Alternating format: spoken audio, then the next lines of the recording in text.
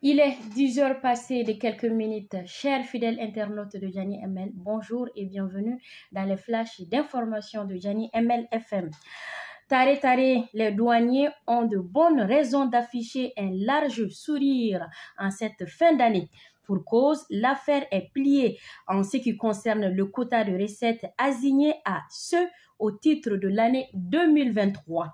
En mi-décembre déjà, l'inspecteur général des douanes, Amadou Konaté, et ses hommes ont franchi le cap de 721 milliards de francs CFA assignés par les hautes autorités. Mais le patron des Gabello, un patriote vacciné fou du Mali, l'objectif n'est pas de se limiter à ce qui est demandé, mais d'aller bien au-delà. Le dépassement de soi, c'est l'émotif du général Konaté qui ne cesse de battre son propre record depuis sa nomination à ce poste stratégique. Bravo à eux. Nous continuons ce flash d'informations. Cette fois-ci, nous nous rendons à Direï. Le chavirement d'une pinance fait plus de 20 morts. C'est exactement 27 morts et des dégâts matériels. C'est le bilan provisoire des chavirements d'une pinance survenue dans la nuit du dimanche à Douta, dans la commune rurale de Tenguere-Kref-Kari, dans le cercle de Diré. Selon des sources locales, l'embarcation quittait la foire de Tonka pour Toya. Les recherches continuent pour retrouver les passagers disparus sur nos confrères de Studio Tamani. Nous continuons toujours au nord du Mali, cette fois-ci à Tombouctou. 27 morts et des dégâts matériels, c'est le bilan provisoire de ce chavirement de Pinance. Studio Tamani, importation d'IT vert de Chine, 26 millions de francs CFA, milliards de francs CFA par an. C'est le montant déclaré par un important verre de thé de Chine au Mali sur une radio de la place. Un montant qui donne des frissons. Notre pays importe tout après avoir liquidé ses usines.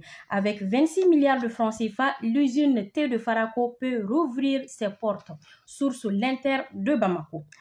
Cette fois-ci, nous partons hors de nos frontières dans le pays des hommes intègres au Burkina Faso. Léger remaniement du gouvernement de transition. En effet, le président de la transition du Burkina Faso, le capitaine Ibrahim Traoré, arrivé au pouvoir après un coup d'État en 2023, a procédé à un remaniement partiel de son gouvernement 2022 concernant notamment la chef de la diplomatie selon un décret présidentiel. En Guinée, au moins 13 morts et 178 blessés dans l'incident d'un dépôt d'hydrocarbures. Au moins 13 personnes ont été tuées et 178 blessés dans l'incident qui a touché lundi le centre-ville de Conakry, la capitale guinéenne, après l'explosion du principal dépôt de carburant du pays qui a mis la ville à l'arrêt et provoqué d'importants dégâts matériels.